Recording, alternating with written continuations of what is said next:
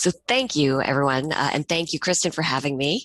I'm going to be talking today about the role of data governance in promoting data sharing. Or put another way, how can we ethically and safely and responsibly use data to really promote research uses? So if there's been some talk in the past 2 days of carrots and sticks, and I think of governance as not a carrot or a stick, but rather as Mark was referring to, a set of guardrails, or you could even think of it as signage along the path towards creating a culture change and using and promoting data sharing. So these issues are certainly not new, and I want to use as my starting point a University of California task force report on health data governance that was released a year or two ago, and really was focused on drawing together a diverse group of stakeholders, including scientists and clinicians and ethicists focused on the patient perspective, privacy and regulatory experts, and IT specialists to really think through recognizing the importance of data analytics in healthcare and the need to share, definitely safely, data in order to achieve the benefits for both patients and the public. The idea of how do we create a model that evaluates collaborations between the University of California and its health data and government entities and nonprofits and other research institutions and for-profit entities in order to reap the benefits that such collaborations might have for patients and for the public, while also really grappling in a serious way with the ethical, regulatory, compliance, and reputational implications of sharing health data and partnerships. And so there were 6 core principles for strong data governance that came out of that report that I think are worth calling attention to. The first is attention to the university's responsibility and mission, recognizing that that mission is to share knowledge and serve the public, which requires the use and sharing of data, but also requires that it be done in a responsible way and also strategically. The second is the concept of justice. And here the report really recognized that there are significant inequalities in society and that any model must come to an idea of justice, which is how do you find an authentic, sustained, and dynamic engagement with the public, including underserved populations and disenfranchised communities. And how do you bring their voice into really setting the research and the policy agenda?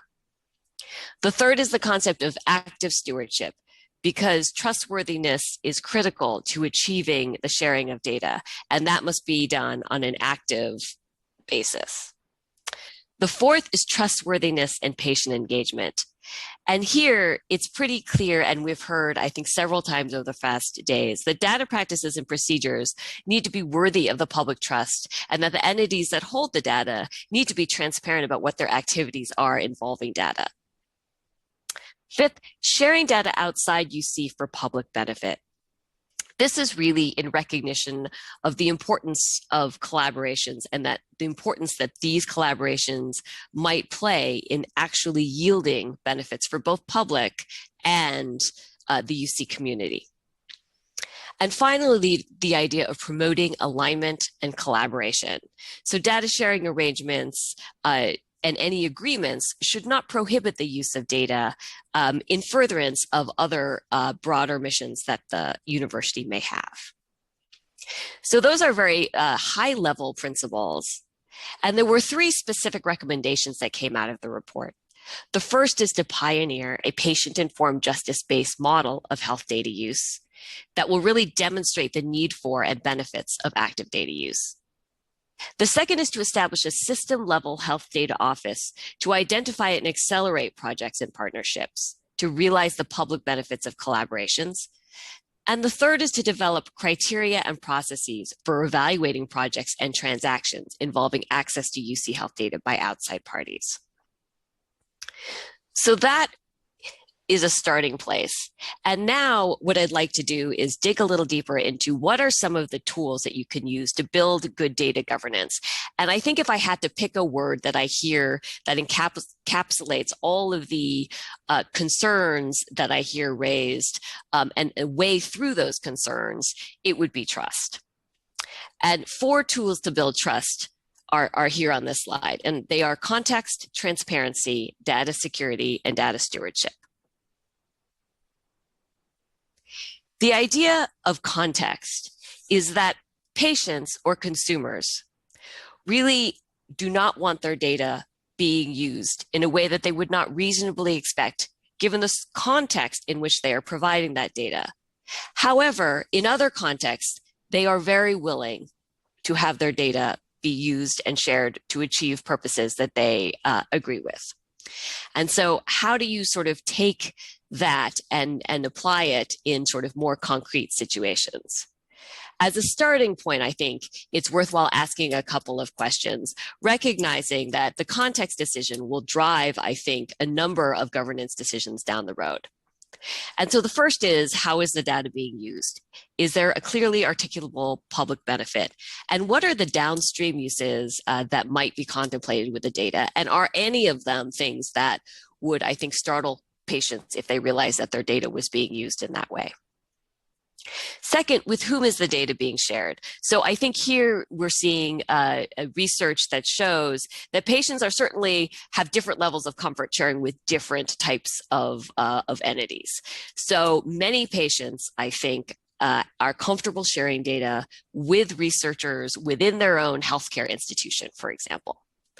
But as you get to sort of broader sharing, so for example, sharing with commercial entities, sharing with government entities, even sharing with other potential researchers, you'll see differing levels of comfort. And so that also can be helpful to guide decisions regarding data sharing.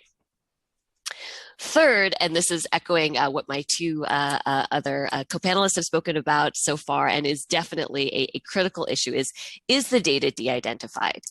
And so I will touch on this more later in my presentation too, but here I'll just say that de-identified data definitely offers opportunities for reducing some of the barriers to data sharing. So on the cheerleader side of this conversation, I would say that one thing that I look to do when I think about governance is, okay, well, so if you can provide access, for example, to de-identified data in a secure manner and broaden that access, then 2 things can happen. One, you can reduce barriers to accessing that and streamline the process and reduce some of the frustrations that I sometimes hear from researchers. And 2, you can also reduce the need to either send around or open up access to more sensitive types of data. And I think that can prompt a very useful conversation about what types of elements do you really need to be able to accomplish your research goals, and what can you do with de-identified data? And then the final question is there patient involvement? And if so, how? And really a good question here to think about is how do we solicit and how can we solicit patient input into the questions that are worth asking and answering? So moving on to transparency, the task force here really focused on the importance of transparency in expressing to the wider community its activities involving data. And that includes both lessons learned, benefits that the uses have had, and also what things still need to be worked on, what things might not have gone as well and need to be improved on, or put another way, what some of our learnings have been. And so 3 thoughts here. The first is to innovate how you communicate. And this is because I think, for example, when you're talking about large data sets, it can be a very hard question of how do you meaningfully inform people what is happening with their data, and how do you solicit feedback on that? And I think, of course, being clear and conspicuous is important in disclosures. But I think another thing to think about is what are some alternative channels for reaching the audiences that really need to be reached. The second is the concept of meaningfully incorporating the patient voice. And here, I think the focus can be on on not just reaching out individually to patients, but also thinking about how groups may represent different patients. So patient registries, advisory boards, those have all been some good ideas that have come up. And then finally, I know I'm short of time, and Mark really did an amazing presentation on this, but it's important to consider the role of consent. So what role it will play, and how do you achieve what you want? The next one is data security, because of course databases make attractive targets. And so this is might not be the most interesting in some respects, but it is absolutely critical to creating trust. Network controls, accessing controls, and of course choosing and monitoring vendors carefully.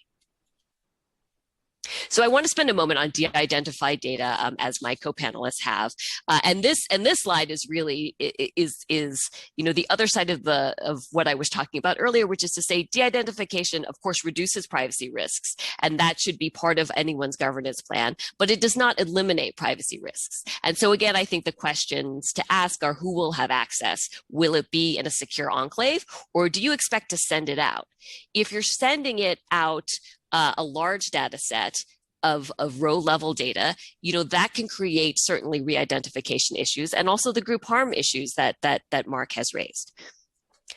One thing that we think about here is how to encourage re-identification prohibitions, which is both on users of the data that we have here at UC, but also on downstream recipients of data through contractual provisions. And then another idea here is, and I've heard this reflected in some conversations, is the idea of bringing code to the data. So creating a secure enclave, putting tools in that enclave that can really help, having sufficient computational power in that enclave, and encouraging the use of having researchers come to that enclave rather than sending large data sets around. And that can really mitigate, I think, some of the downstream harmful secondary uses. So one example of what we've done in the research context at UC is our University of California COVID research data set, or what we call UC CORAs. This is an internal data set to UC that we make open to all of UC Health research faculty, staff, and students. And we have access to that through a secure research environment at each of the locations. It's a HIPAA limited data set, and we require all users to sign a data use agreement. And pursuant to that agreement, they can't download or remove from the environment. And the UC Health IRB directors are in agreement that it's not human subjects research. So this example kind of ties together a number of the governance points I've raised up till date. Low barriers, but within a secure enclave with user restrictions. In addition to above, I think data stewardship also includes accountability, data quality and integrity, and of course, last but not least, equity considerations, because we are trying to encourage accountability and transparency in data use. And with that, I think we can promote data sharing. So here are my 3 takeaways. 1, context will always inform decisions, and context will evolve. So those of us working in this space know that we're constantly evaluating new uses of data on top of older uses of data. 2, data security is critical. And 3, it's very important to be active, because trust promotes and encourages use. And that's it. Thank you very much.